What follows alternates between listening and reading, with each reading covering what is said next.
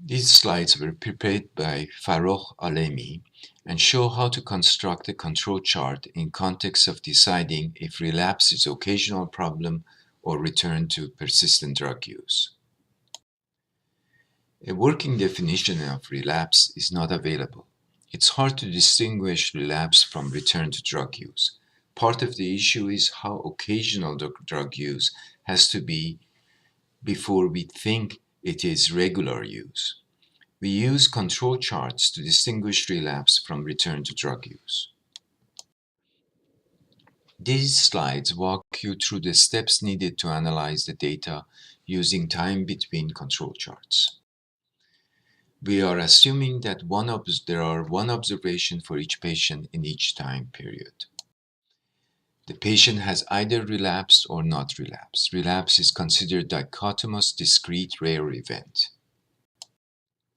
Each time period is independent observation. In essence, we are saying that the patient has a constant probability of recovery from relapse. Sometimes he relapses for a long time, other times for a short time, but on average day, he has the same chance of relapse and recovery. Finally, we are assuming that relapse has a geometric distribution, meaning that longer relapses are increasingly rare.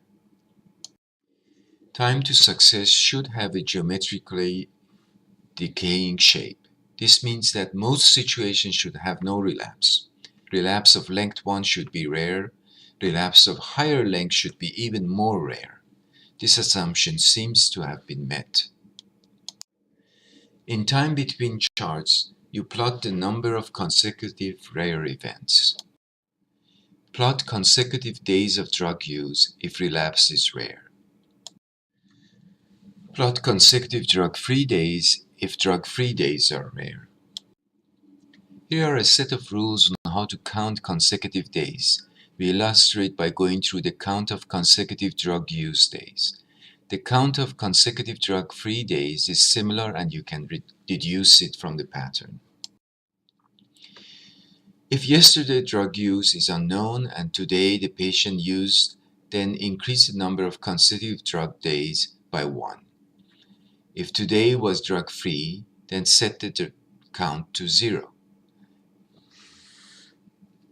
In fact, if we are counting consecutive drug use days, then we always set the count to 0 if the patient was drug-free today. If yesterday was drug-free and today the patient used, then increase the number of consecutive drug days by 1. As usual, if drug-free, then set it to 0. If yesterday was a drug use day and today the patient used again, then increase the number of consecutive drug use days by 1. If the patient did not use, then set the number of consecutive days to 0. If failures are rare, calculate R as the ratio of failure days to success days. If successes are rare, calculate R as the ratio of successful days to failure days. Then you can calculate the upper control limit as a function of the R. These data show a client who was tested for 20 weeks. There were failures on 6th, 10th, 15th through 17th week. Are these failures return to poor habits or merely temporary relapses? Here we see an if statement that scores consecutive relapses inside Excel. If currently the patient is abstinent, then always set it to 0.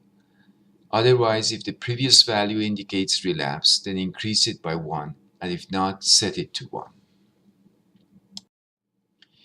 This slide shows how we use the count and COUNTIF functions within Excel to calculate number of weeks of relapse or weeks of abstinence and subsequently the R statistics. This shows the control chart. The upper control limit is drawn in red. The consecutive weeks of relapse are drawn with markers. Points below the control limits would be due to chance events. There were 2 lapses, but these were within limits, and could have been due to random chance. Series with 1 point above control limits have less than 1% chance of occurring due to chance alone. They represent changes in the underlying repetition of the habit. Therefore, we conclude that there is a return to drug use for this patient. In distributing charts, include the assumption, the chart itself, and the interpretation. Time between charts distinguish between harm reduction, that is, occasional relapse, versus return to drug use.